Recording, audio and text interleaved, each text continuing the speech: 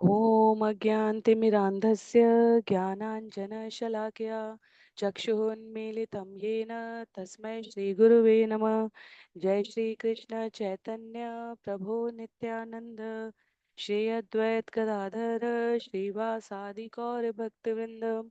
हरे कृष्णा कृष्णा कृष्णा हरे हरे, हरे राम राम राम हरे हरे, हरे कृष्णा कृष्ण कृष्ण हरे हरे, हरे राम राम राम हरे हरे, हरे कृष्णा कृष्णा कृष्णा हरे हरे, हरे राम राम राम हरे हरे। हरे कृष्णा। सभी भक्तों को सादर प्रणाम। चैतन्य चरितामृत सत्र 131 131 में सभी भक्तों का स्वागत है।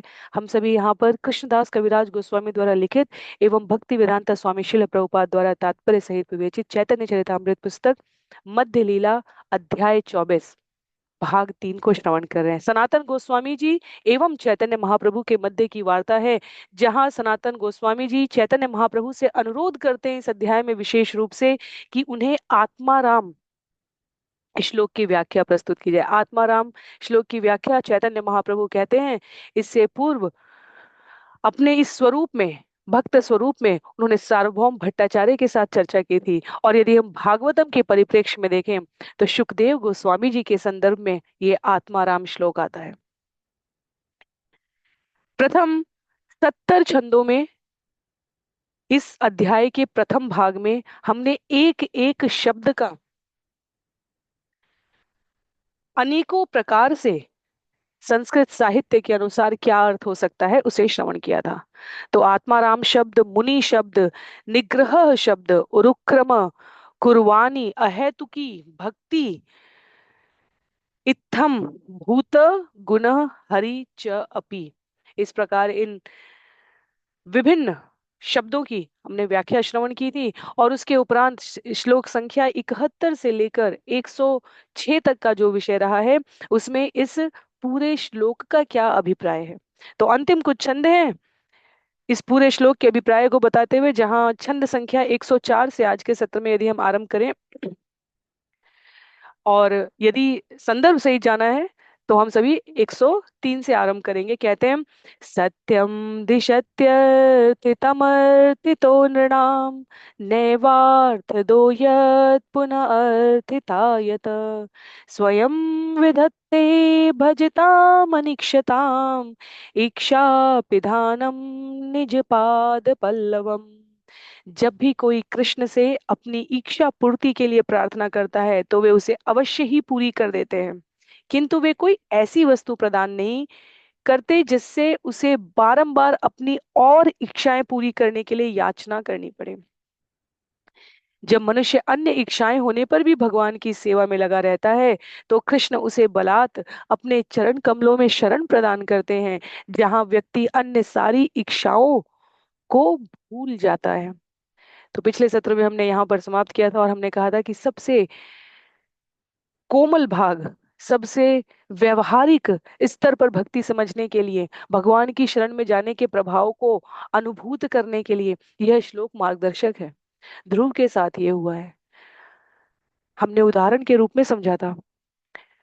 इस जगत में ऐसी कोई वस्तु नहीं है जिसे प्राणी ये कह सके कि वो अपने साथ लेकर जाएगा। और यदि जो वस्तु हम अपने साथ नहीं ले जा सकते हर जगह, वो हमारी नहीं कही जा सकती, यहाँ तक कि यह शरीर भी नहीं जाता। और इसलिए आचार्य कहते हैं कि हमें यह जानते हुए कि क्या हमारे साथ इस जगत से जाता है, उस वस्तु की याचना करनी चाहिए भगवान से। पर फिर भी यदि समझदारी का स्तर, यदि अनुभव का स्तर अभी इतना उद्दीप्त नहीं है, और भौतिक वस्तुओं से संबंधित, शरीर से संबंधित, पद प्रतिष्ठा से संबंधित, परिवार से संबंधित, माता पिता संतान से संबंधित, व्यवसाय से संबंधित, शिक्षा से संबंधित किसी भी प्रकार की इच्छा यदि अभी जीवन में है, और स्वाभाविक रूप से व्यवहारिक स्तर पर अनेकों बार ऐसे अवसर आते हैं जब हमें सहायता चाहिए होती है, याचना करनी होती है किसी सामर्थ्यशाली से, तो आचार्य कहते हैं भगवान के अतिरिक्त और किसी से नहीं करनी चाहिए। यदि हम भक्ति में वास्तव में अग्रसरित होना चाहते हैं, प्रयासरत हैं, तो हमें किसी और से याचना नहीं करनी चाहिए, सिर्फ भगवान से करनी चाहिए। और भगवान के प्रदान करने का स्तर अन्य किसी से के भी प्रदान करने के स्तर से भिन्न है, देवताओं के स्तर से भिन्न है, भूत प्रेत पिशाच भौतिक जगत के व्यक्तियों पूंजीपतियों से भिन्न है। जब हम किसी अन्य से, भगवान के अतिरिक्त किसी भी अन्य से प्रार्थना करते हैं, तो हम जो मांगेंगे वो हमें उतना ही देगा, उतना ही देगा, शायद उतना भी ना दे, उससे कम ही देगा। जब हम भगवान से याचना करते हैं, तो इस श्लोक में ये जो उद्धरण है श्रीमद् भागवतम का, स्कंद 5 अध्याय 19 श्लोक संख्या 27 जो हमने अभी श्रवण की, जब हम भगवान से याचना करते हैं तो भगवान हमें माता पिता की तरह देते हैं, जो हमारे लिए हितकारी हो। इसलिए यहाँ पर लिखा है कि बारंबार याचना ना करनी पड़े जीव को, भगवान इस प्रकार से देते हैं। और यदि याचना करने की इच्छा बची रह जाए भौतिक जगत में, तो भगवान बलात् अपने चरण कमलों में शरण प्रदान करते हैं, जहां व्यक्ति अन्य सारी इच्छाओं को भूल जाता है। एक प्रकार से डॉक्टर की तरह, क्या हमारे लिए उपचार करने के लिए आवश्यक है, हमारे उपचार के लिए वैसी दवाई, वैसी शल्य क्रिया, वैसी संस्तुतियां देगा। तो ये भगवान का स्वभाव है, भगवान अपने शरणागत के लिए योग क्षेम वहाम्यहम् है। बहुत महत्व का है श्लोक, तब हम पूरे आत्माराम को स्पष्ट रूप से आत्मसात कर पाते हैं। कहते हैं 104 में, साधु संग कृष्ण कृपा भक्ति रस्व भाव एति ने सब छाड़ाय करे कृष्ण भाव। साधु संग, कृष्ण कृपा तथा भक्ति की प्रकृति, ये तीनों समस्त अवांछित संगति को त्यागने तथा क्रमशः भगवत प्रेम का पद प्राप्त करने में सहायक होते हैं। साधु संग, शास्त्र के शास्त्र भरे जा चुके हैं इस विषय को स्पष्ट करने के लिए। भौतिक जगत में भी हम जिस क्षेत्र विशेष में प्रगति करना चाहें, हमें वैसा संग चाहिए। संग हमारे जीवन के ढंग को पुष्ट करता है, और उसका रंग फिर हमारे जीवन में दिखने लगता है।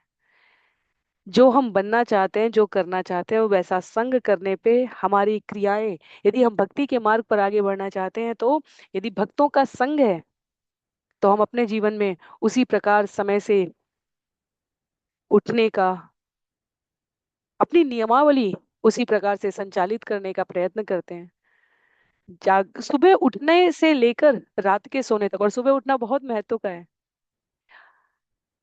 अनेकों बार हम साधु संग कर रहे हैं या कुसंग कर रहे हैं, इसका अंतर हम मात्र अपने सुबह उठने की स्थिति से बता सकते हैं। हमें किसी और से पूछने की आवश्यकता नहीं है। यदि ब्रह्म मुहूर्त में उठकर नित्य क्रिया संपन्न करके हमारे जीवन में अधिक से अधिक सतोगुण की शुद्ध सत्व अवस्था में प्रातः काल की बेला में नाम जप करने की इच्छा बलवती है, निश्चित रूप से साधु संग है। निश्चित रूप से कुसंग कभी शुद्ध सत्व का लाभ उठाने का हमें अवसर ही नहीं देगा। बहुत महत्व है। और साधु संग जीवन में जब ये संग मिलता है भक्तों का, तो कृष्ण की कृपा जो सदैव सब पर समान रूप से, चाहे प्रकृति के माध्यम से चाहे प्रत्यक्ष भगवान के माध्यम से पड़े, उसको समझने की, उसको अनुभूत करने की बुद्धि आती है। तो साधु का संग हमें कृष्ण कृपा समझने में सहायक होता है, और कृष्ण कृपा समझने के पश्चात हमारी भक्ति की जो प्रकृति है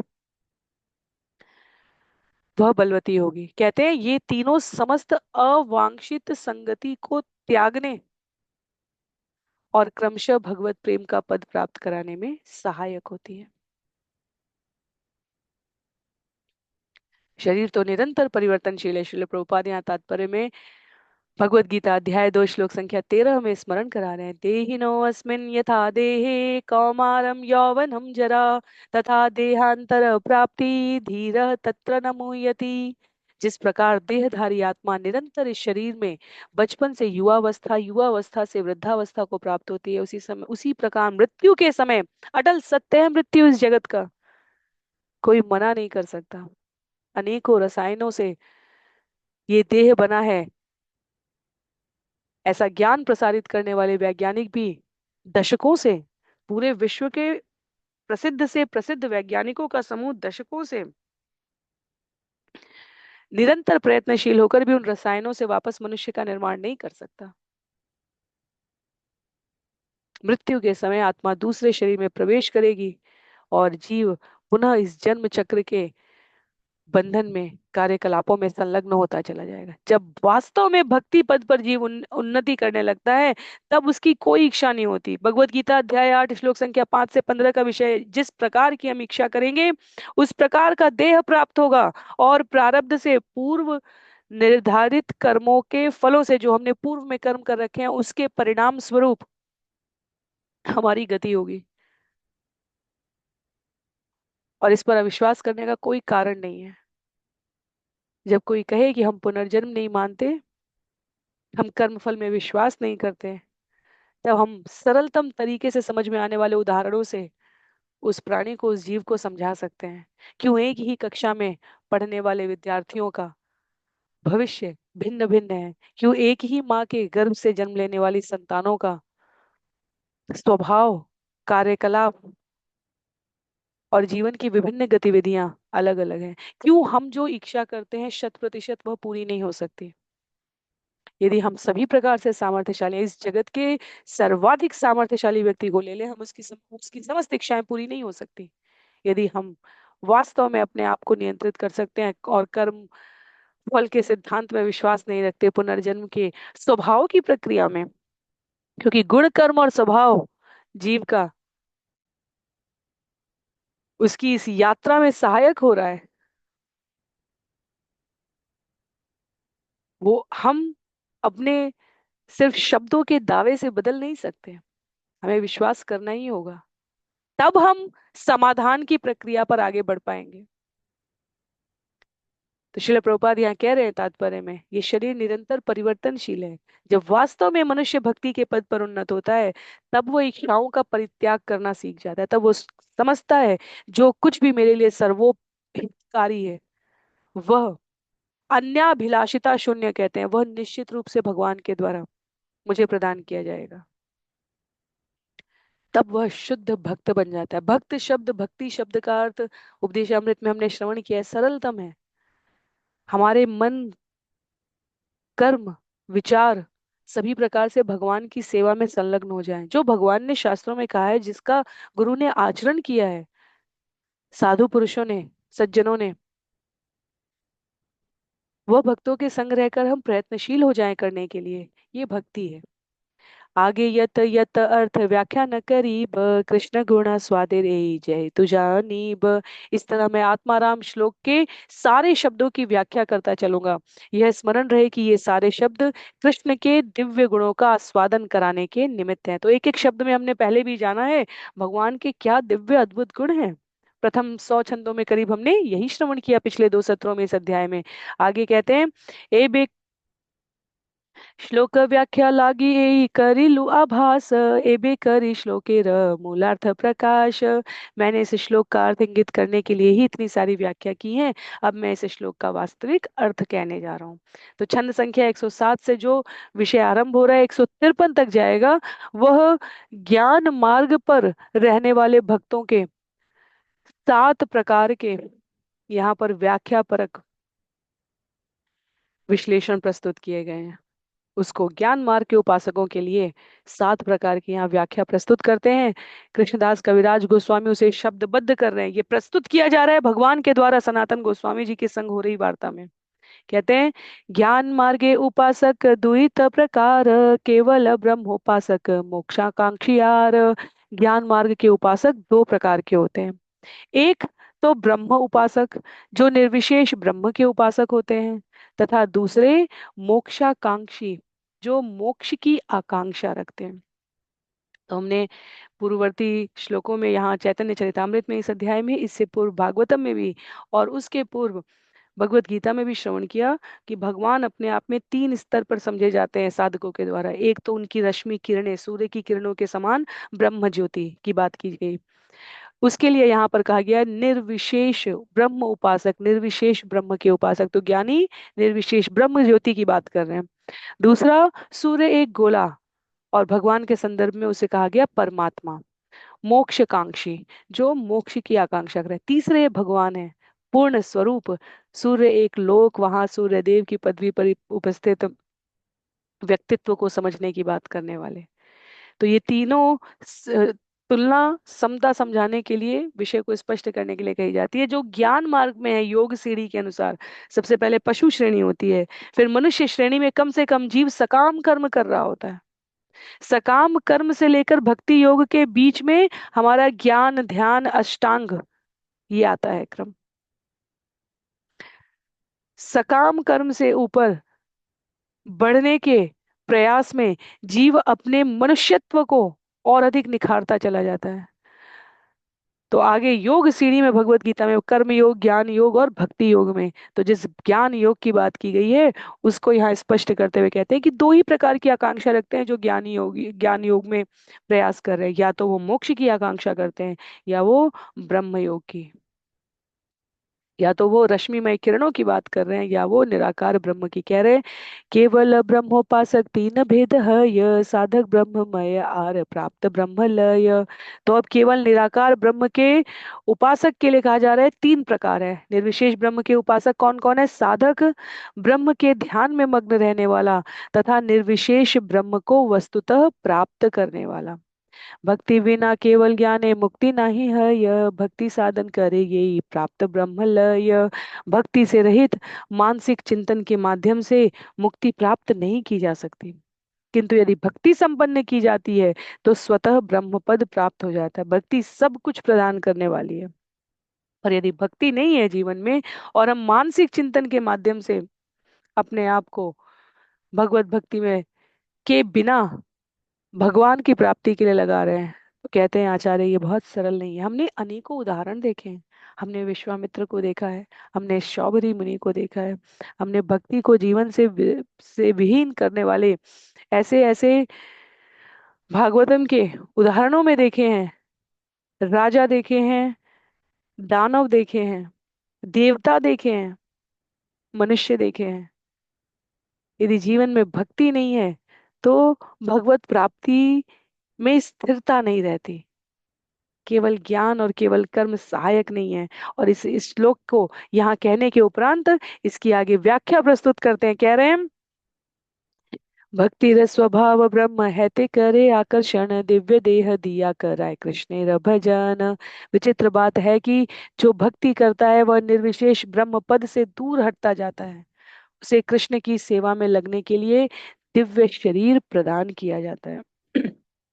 तो भक्ति नहीं है जीवन में तो स्वतः ब्रह्म पद की प्राप्ति के लिए यहाँ उल्लेख किया जा रहा है कि सुविधा नहीं है। लेकिन यदि भक्ति है जीवन में तो ब्रह्म पद की आकांक्षा ही नहीं रहती, क्योंकि जीव क्या करता है? कृष्ण की सेवा में लगे रहना चाहता है। तो उसको वैकुंठ लोक में, कृष्ण लोक में गमन करने के लिए दिव्य शरीर प्राप्त होता है। भक्त देह पाइले है गुणे रसमरण, गुणा कृष्ण हैया करे निर्मल भजन। भक्त का आध्यात्मिक शरीर प्राप्त होने पर मनुष्य कृष्ण के दिव्य गुणों का स्मरण कर सकता है। कृष्ण के दिव्य गुणों के प्रति आकर्षण होने मात्र से मनुष्य उनकी सेवा में लगकर शुद्ध भक्त बन जाता है। यह परस्पर विनिमय की प्रक्रिया है। जितना हम भगवान का नाम लेंगे, भगवान की सेवा करेंगे, उतना उनकी कृपा का अनुभव होगा। और जितना उनकी कृपा का अनुभव होगा उतना हमारे जीवन में उनकी सेवा करने का भाव और अधिक प्रदीप्त होता जाता है। वैष्णव आचार्य अपने भजनों में कहते हैं शरीर कोई भी दो भगवान। तो ये भिन्न बात है। हम यहाँ ब्रह्मोपासक की बात कर रहे हैं, मोक्षाकांक्षी की बात कर रहे हैं जो ज्ञान योग के दो प्रकार में, प्रमुख प्रकार में आ रहे हैं, और एक और भक्ति योग के सम में उसकी तुलना करते जा रहे हैं। जो ब्रह्मोपासक हैं, जो मोक्ष की आकांक्षा करते हैं, उन्हें कोई और शरीर नहीं चाहिए। वो भगवान की ब्रह्म ज्योति में विलीन रहना चाहते हैं, वो ध्यान योग में संलग्न रहना चाहते हैं।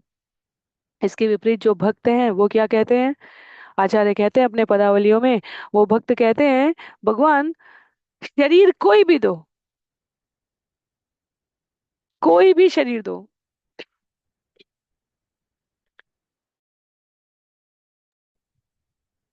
वृंदावन में पेड़ पौधे बना दो, जमीन पर मिट्टी में मिले रहने वाले कीड़े बना दो, वृक्ष बना दो, पशु पक्षी बना दो, कुछ भी बना दो। झाड़ फूस कुछ भी बना दो, अनेक अनेक पदावली में क्या है, कुछ भी बना दो भगवान, लेकिन अपनी भक्ति से और भक्तों के संग से विलग मत करना।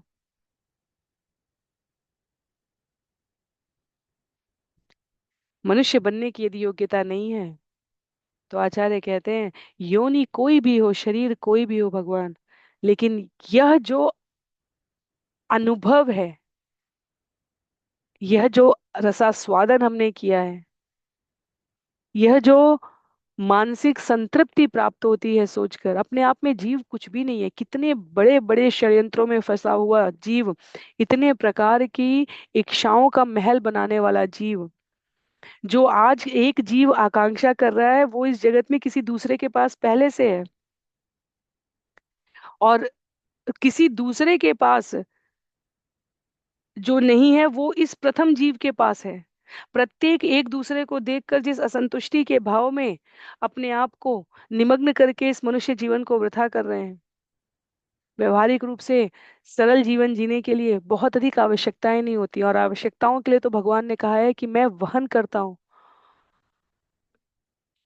यह परम विश्वास होना चाहिए।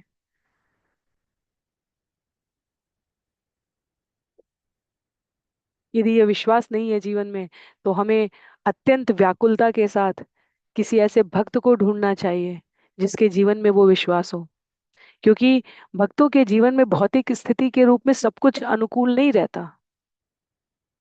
ऐसा नहीं है कि भक्त बहुत अधिक सुंदर होगा, बहुत अधिक धनवान भी होगा, बहुत अधिक संतान पक्ष से भी अत्यधिक संपन्न पुष्ट हो, माता पिता पक्ष से भी, ऐसा नहीं होता। लेकिन भक्त के जीवन में जो अनुकूलता दिखती है वो इस कारण दिखती है कि वह अपने और भगवान के संबंध को समझता है। तो यहाँ पर इसलिए कह रहे हैं, भक्त का आध्यात्मिक शरीर प्राप्त करना, यह अपने आप में दिव्यता है। निर्विशेष या मोक्षाकांक्षी होने के क्रम में हमें ये नहीं प्राप्त होगा।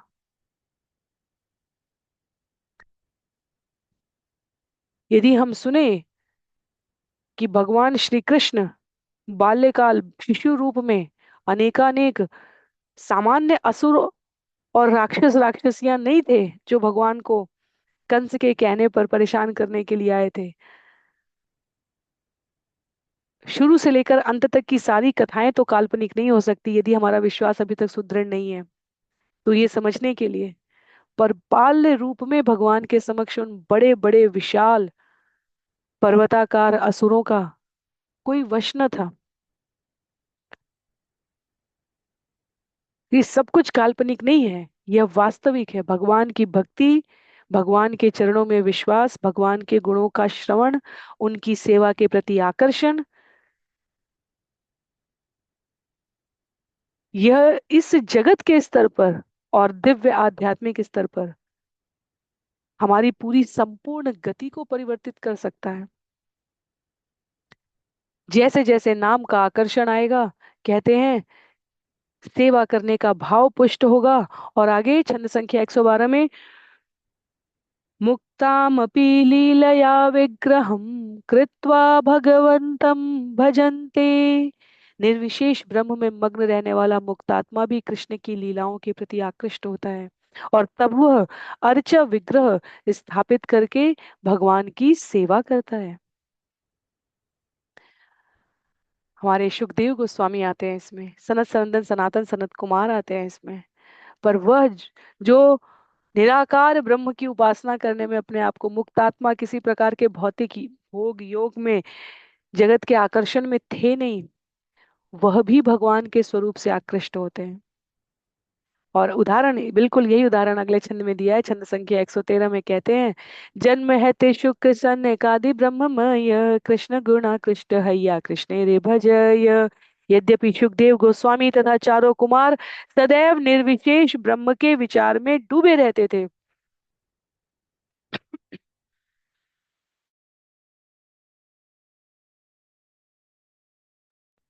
और इस तरह ब्रह्मवादी थे, फिर भी वे कृष्ण की दिव्य लीलाओं तथा गुणों के द्वारा आकृष्ट हुए थे।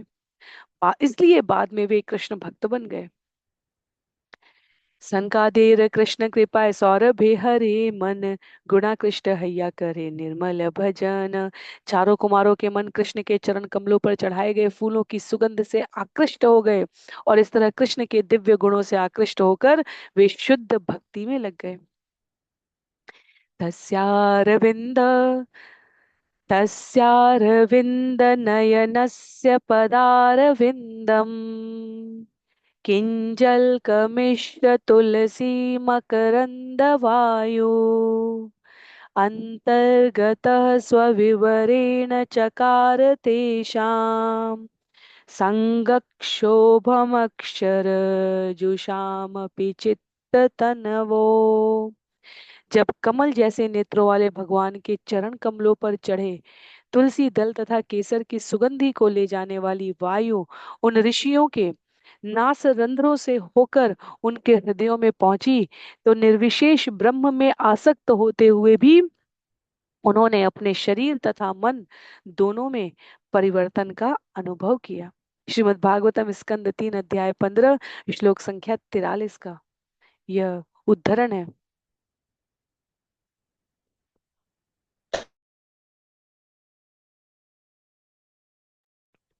ऐसे विवरण आते हैं हमारे इस व्यवहारिक जगत में भी। कभी कहीं किसी को प्रसाद दो, भगवान के श्री चरणों के उत्सव के विभिन्न उल्लासमय तिथियों के अवसर पर आयोजित कार्यक्रम से कहीं से चरणामृत दो, कभी कोई पुस्तक दे दो श्रील प्रभुपाद की, कभी किसी मंदिर के विग्रह का दर्शन कर ले कोई, और उसके जीवन की भक्ति का वास्तविक रंग निखर कर आ जाता है। तो सनत सनंदन सनातन सनत कुमार वैकुंठ लोक में एक बार गमन करते हैं, और 7 द्वार पीछे से जब उन्हें भगवान की पहनी हुई तुलसी माला के सुगंधित सुवास नास रंध्रों से होकर हृदय में पहुंचे, तो लिखते हैं यहाँ पर निर्विशेष ब्रह्म में आसक्त होते हुए भी उन्होंने अपने मन और शरीर दोनों में परिवर्तन का अनुभव किया। क्या परिवर्तन लगा उन्हें?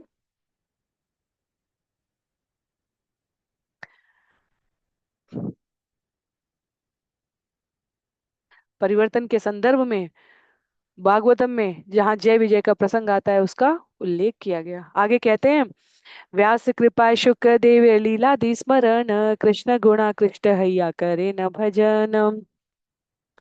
श्रील व्यास देव की कृपा से सुखदेव गोस्वामी भगवान कृष्ण की लीलाओं के प्रति आकृष्ट हुए। इस तरह कृष्ण के दिव्य गुणों के प्रति आकृष्ट होने पर वे भी भक्त बन गए और उनकी सेवा करने लगे। तो ये भी हमने पिछले सत्र में श्रवण किया था। हरे गुणा क्षिप्तमति भगवान बादरायणी, अध्ययगात महताख्यानम नित्यम विष्णु जनप्रिय। भगवान की दिव्य लीलाओं द्वारा अत्यधिक आकृष्ट होने पर श्रील सुखदेव गोस्वामी का मन कृष्ण भावना से आवेशित हुआ। अतः वे अपने पिता की कृपा से श्रीमद् भागवतम का अध्ययन करने लगे। नव योगीश्वर जन्म हैते साधक ज्ञानी, विधि शिव नारद मुखे कृष्ण गुण सोनी। नौ योगीश्वर नव योगेंद्र जन्म से ही परम सत्य के निर्विशेष दार्शनिक थे, किंतु उन्होंने ब्रह्मा जी, शिव जी तथा महर्षि नारद से कृष्ण के गुणों के विषय में सुना, तो वे भी कृष्ण भक्त बन गए। पूरा अध्याय हमने श्रवण किया है श्रीमद् भागवतम में, नव योगेंद्रों की कथा के बारे में वहां उल्लिखित है।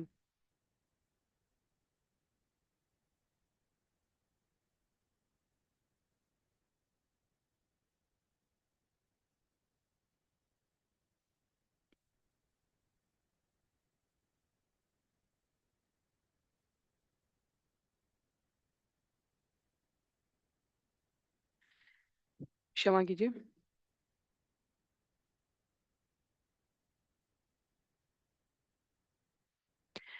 जहां क्षमा कीजिए। नवयोगेंद्रों की कथा परम सत्य के निर्विशेष दार्शनिक भाव से भगवत भक्त कृष्ण भक्त बनने के बारे में। और किनसे सुनते हैं नवयोगेंद्र?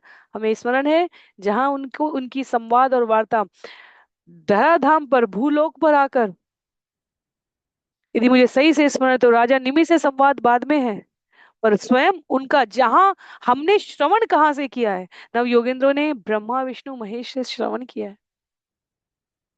नारद मुनि से कृष्ण के गुणों के आकर्षण के बारे में सुना है। और जब भी हम ज्ञान योग में रत रहने वाले शांत रस की बात करते हैं, तब हमारे ये नव योगेंद्र सनत सनंदन सनातन सनत कुमार सुखदेव गोस्वामी आते हैं। इनके जीवन में भी क्रमशः भक्ति प्रस्फुटित हुई। इसलिए बिल्कुल आरंभ में, जब अभी इस छंद संख्या 107 के विषय को समझाते हुए चैतन्य महाप्रभु ने कहा कि आसान नहीं है प्रत्यक्ष रूप से भक्ति के स्तर पर पहुंचना। योग सीढ़ी में हम सकाम कर्म, कर्म योग, ज्ञान ध्यान से बढ़ रहे हैं, पर जब तक भक्ति पर नहीं पहुंचेंगे तब तक इस मनुष्य जीवन की पूर्णता प्राप्त नहीं होती। भक्ति हमारा स्वभाव है, हमारा अस्तित्व है, हमारे इस मनुष्य शरीर को पाने का हेतु है। प्रयास हमें निश्चित रूप से अंततः इसी के लिए करना पड़ेगा। नवयोगेंद्रों की भक्ति का पूरा वर्णन यहाँ कहते हैं, गुणा कृष्ण हैया करे कृष्ण भजन, एकादश स्कंधे तार भक्ति विवरण। श्रीमद् भागवतम के 11वें स्कंद में उन नव योगेंद्रों की भक्ति का पूरा विवरण मिलता है, जिन्होंने भगवान के दिव्य गुणों के द्वारा आकृष्ट होकर भक्ति की थी। तो आज के इस सत्र के लिए ये अंतिम छंद रखेंगे। छंद संख्या 120 कहते हैं, अक्लेशां कमल भुव प्रवेश गोष्ठीं कुर्वन्त्य श्रुतिसेशां श्रुतिं श्रुतज्ञाः उत्तुंगं यदुपुरसंगमाय रंगम योगीन्द्रापुलकभृतो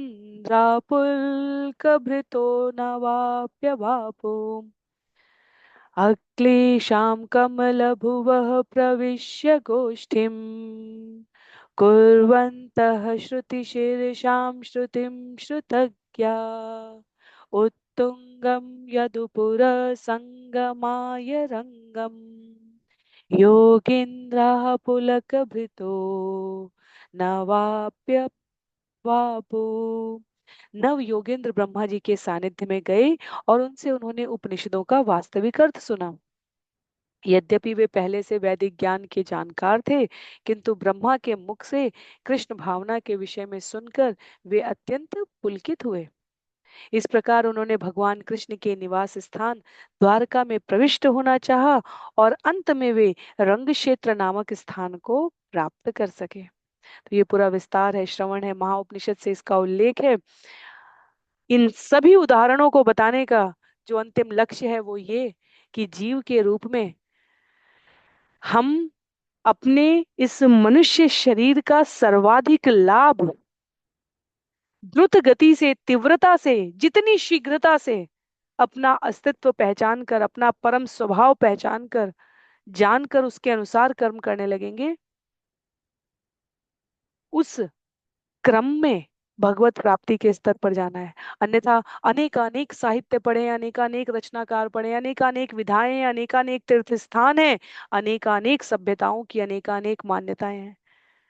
आज यहाँ, कल वहां, परसों कहीं और, आगे कुछ भी नहीं। इस प्रकार हम यदि आध्यात्म को धारण करेंगे तो हम भक्ति के सर्वोच्च लक्ष्य तक नहीं पहुंच सकते। एक निष्ठ तेषाम सतत युक्ता नाम भजताम प्रीति पूर्वकम, वे, पहला शब्द है सतताम, भजताम, भजते हैं मुझे, प्रीति पूर्वकम, स्नेह के साथ भजते। तो रावण और कंस भी थे, भगवान को पूरे समय स्मरण करते थे, पर प्रीति पूर्वकम नहीं करते थे, प्रेम से स्नेह से नहीं करते थे। तब जब कोई ऐसा प्रेम से स्नेह से करता है तो भगवान क्या करते हैं, ददामि बुद्धि योगम तम, समान मस्तिष्क के भार में दिव्य बुद्धि प्रदान करते हैं, जिससे जीव उनको प्राप्त कर सकता है। ये श्रवण, यह शास्त्रों का संग स्वयं को भक्ति के रंग में लगाने के लिए है, ताकि हमारे जीवन जीने का ढंग भक्तों के संग परिवर्तित किया जा सके। तो आगे अगले सत्र में हम सभी छंद संख्या 121 से, क्योंकि ये ब्रह्मोपासक के दो प्रकार थे यहाँ पर, वो हमने श्रवण कर लिए, मोक्षाकांक्षी और निराकार ब्रह्म में रहने वाले। और निराकार ब्रह्म और मोक्षाकांक्षी के उदाहरण भी बता दिए। सामान्य मनुष्यों की, मनीषियों की बात नहीं की जा रही है, सनत कुमारों की, सुखदेव गोस्वामी की, नव योगेंद्रों की बात की जा रही है। वो ब्रह्मोपासक हुआ करते थे और वो भी अंततः भक्ति के स्तर पर आए। तो छंद संख्या 121 से आगे इन प्रकारों के और उप प्रकार बताते हुए चैतन्य महाप्रभु स्पष्ट करेंगे कि अंततः गति भक्ति के स्तर पर आकर ही है। आज के लिए सत्र को यहीं पर रोकेंगे। सभी को बहुत बहुत आभार। कृष्णदास कविराज गोस्वामी जी की जय, श्रील प्रभुपाद की जय, चैतन्य चरितामृत की जय, श्रील गुरुदेव की जय, अनंत कोटि वैष्णव वृंद की जय, नामाचार्य श्रील हरिदास ठाकुर की जय। सभी को आभार। हरे कृष्णा।